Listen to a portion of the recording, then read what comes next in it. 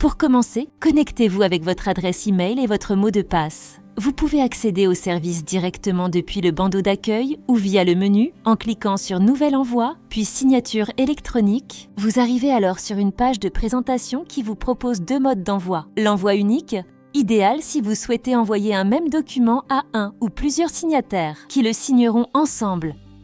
L'envoi multiple, conçu pour envoyer plusieurs documents à différents signataires, chacun recevant et signant son propre exemplaire de façon indépendante. Concrètement, l'envoi unique signifie que tous les signataires auront accès au même document et y apposeront leur signature. En revanche, avec l'envoi multiple, chaque signataire recevra un document distinct. Par exemple, si vous avez 10 signataires, vous obtiendrez 10 documents, chacun signé individuellement. Commençons par l'envoi unique. Si c'est l'envoi multiple qui vous intéresse, vous pouvez directement avancer la vidéo à 5 minutes et 50 secondes. La première étape consiste à paramétrer votre envoi. Le champ référence est libre. Il vous permet d'organiser vos envois et de les retrouver plus facilement. Le champ catégorie de l'envoi permet de limiter la visibilité aux utilisateurs rattachés à cette catégorie. Si vous laissez ce champ vide, vous serez la seule personne à y avoir accès. Les catégories doivent être créées en amont. Ensuite, activez le texte personnalisé pour modifier le message envoyé au signataire. Il est également possible de personnaliser les mentions légales. Cochez l'option correspondante pour modifier le texte proposé par défaut. Vous pouvez définir une date d'expiration différente de celle proposée automatiquement. Enfin, 2 options complémentaires. Désactivez les relances journalières. Dans ce cas, les rappels ne seront envoyés que les 3 derniers jours avant l'expiration. Pour finir, la deuxième option permet d'être informé par mail à chaque signature d'une partie prenante. Cochez cette case pour être informé en temps réel. Une fois ces éléments remplis, cliquez sur Suivant. L'étape 2 consiste à importer vos documents et pour cela, 2 possibilités s'offrent à vous. Glissez-déposez le fichier dans la zone grisée ou cliquez dans la zone pour ouvrir l'explorateur. Une fois importé, un aperçu s'affiche avec le nom et le format. Vous pouvez réorganiser les documents à l'aide des flèches. Cliquez ensuite sur Suivant. L'étape 3 est une étape optionnelle qui permet d'ajouter un approbateur. Cet approbateur pourra valider le package de signature avant l'envoi au signataire. Pour l'ajouter, recherchez-le dans la barre dédiée. S'il n'existe pas encore, cliquez sur Gérer, Nouveau contact et remplissez les informations demandées, nom, email, société, etc. Puis cliquez sur Enregistrer. Le contact apparaît alors dans la liste. Sélectionnez-le, la ligne devient bleue, puis validez avec Fermer. Cette méthode de création s'applique aussi dans les prochaines étapes. Une fois l'approbateur ajouté, cliquez sur Suivant. L'étape 4 consiste à paramétrer les zones de signature.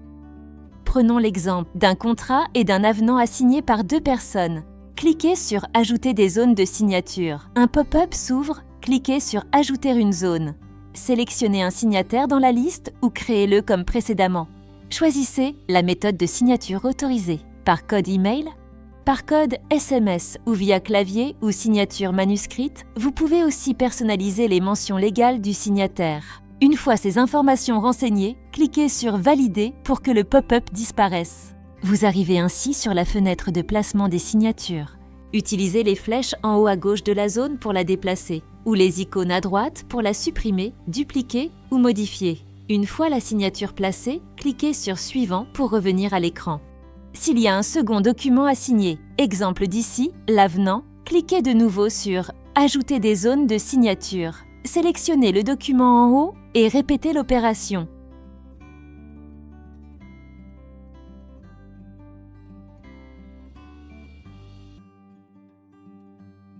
Pour le deuxième signataire, cliquez sur Ajouter une étape et reproduisez le processus.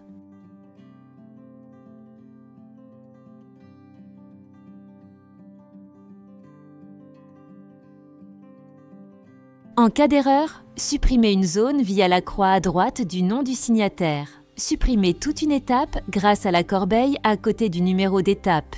Une fois les zones bien positionnées, cliquez sur Suivant.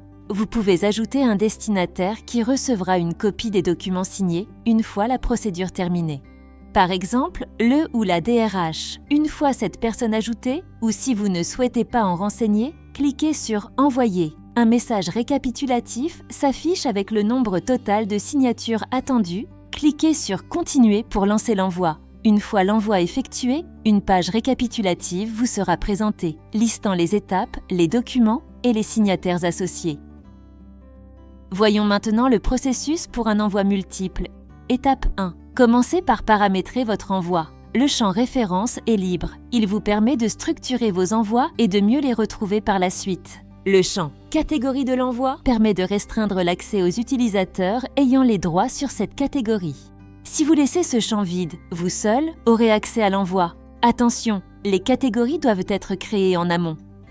Vous pouvez également activer le texte personnalisé pour modifier le message envoyé au signataire, personnaliser les mentions légales en cochant l'option prévue à cet effet, définir une date d'expiration différente des 15 jours par défaut. Deux options complémentaires sont disponibles. Désactiver les relances quotidiennes. Les signataires ne recevront alors des rappels que lors des 3 derniers jours avant l'expiration.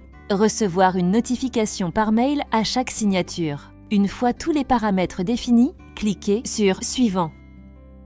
L'étape 2 consiste à importer vos documents. Pour ce faire, vous avez 2 méthodes possibles. Glisser-déposer les fichiers dans la zone grisée ou cliquez sur cette zone pour ouvrir votre explorateur de fichiers. Une fois les documents importés, un aperçu s'affiche avec leur nom et leur format. Vous pouvez réorganiser leur ordre à l'aide des flèches ou supprimer un document via la croix bleue située à droite. Lorsque vous avez intégré les documents souhaités, vous pouvez cliquer sur « Suivant ».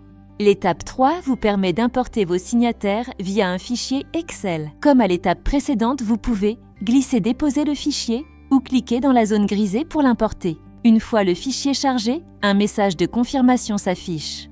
Étape 4. Configuration de l'envoi. Pour cela, vous accédez à un tableau de prévisualisation de vos données, c'est-à-dire de vos signataires. Ce tableau affiche les 5 premières lignes du fichier. Si la première ligne de votre fichier contient des intitulés de colonnes, cochez la case « Utilisez la première ligne comme en tête ». Sinon, décochez-la, les colonnes seront alors numérotées. Ensuite, renseignez les 4 champs obligatoires. Adresse mail, nom, prénom, et éventuellement le numéro de téléphone, optionnel mais nécessaire si vous choisissez l'authentification par SMS.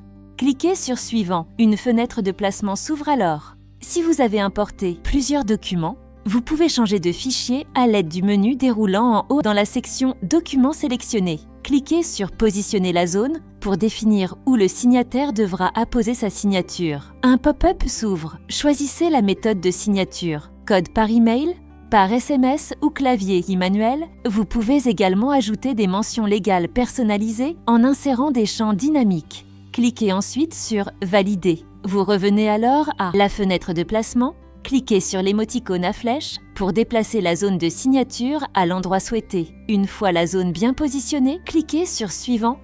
Sur cette étape 5 qui est facultative, vous avez la possibilité d'ajouter un destinataire supplémentaire qui recevra une copie des documents signés à la fin du processus. Par exemple, un DRH ou un gestionnaire. Renseignez cette personne ou passez cette étape, puis cliquez sur « Envoyer ». Un message de confirmation s'affiche.